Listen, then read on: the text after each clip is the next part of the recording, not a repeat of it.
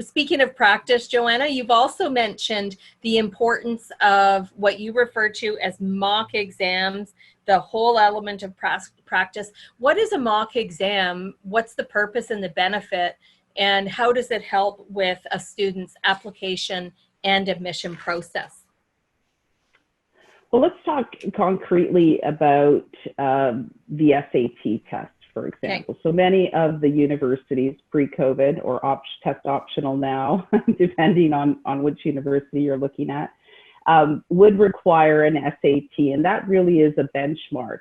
You know, academically, you might be doing really well, and you might be getting a 93% in your mathematics class at North Toronto. Is that equal to what you might get at a Upper Canada college? Yes, from an Ontario ministry perspective, that's supposed to be true.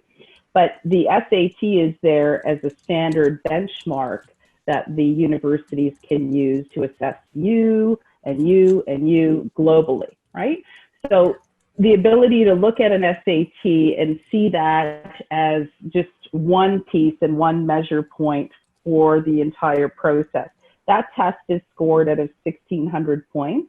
And it's not anything that really, as teachers and having been an educator for over 25 years, we don't teach you this at school. So that is, what is the content knowledge that you've gained at school? How do you take that, translate that into a test-taking situation that's 4 hours in length? And it's so important that students train and practice to be able to improve that test score. Now, that doesn't mean that if you get a perfect score that you will be admitted to any university of your choice. That's not the case, because American universities look at your profile and your portfolio overall holistically, as we said. So that standardized test piece is one component that exists in the process. So out of 1,600 points, practicing is really important. From a prep skills standpoint, we have our students take a preliminary examination that we call the CompuTest that they take online prior to taking the course. Then they'll take some class sessions or private one-on-one sessions to improve their scores, and we have our own proprietary curriculum that we've devised. And then we really want to take students out of their comfort zone. And pre-COVID, when we had our exam site, the ability to really take students out of their class experience, put them in a site, and go through the process of that mock examination that you're referring to. And really that just builds confidence and resilience and grit as it pertains to the whole process. So that's what we've seen. In terms of score increases, we've seen anywhere from 10 to 25% in terms of score increases.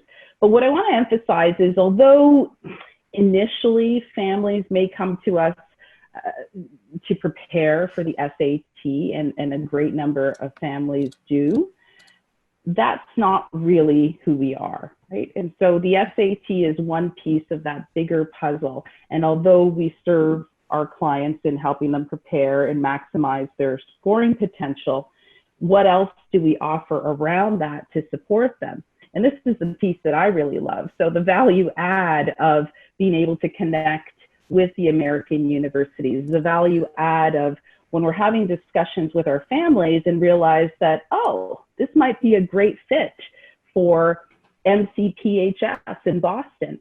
We then connect that student and family to that university. And so because we're so engaged with our families on a daily basis and our high school counselors and supporting them, we have the ability to see those connections, which is what is my joy personally.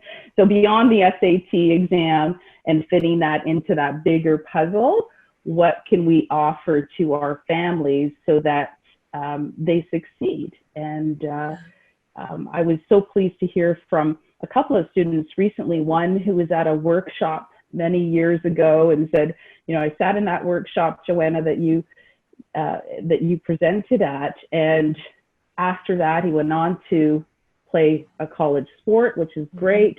He's now an entrepreneurial youth speaker, right? Sam Dema, like, he's fabulous. And So we've seen some students really evolve and grow through this process, and that's really our joy.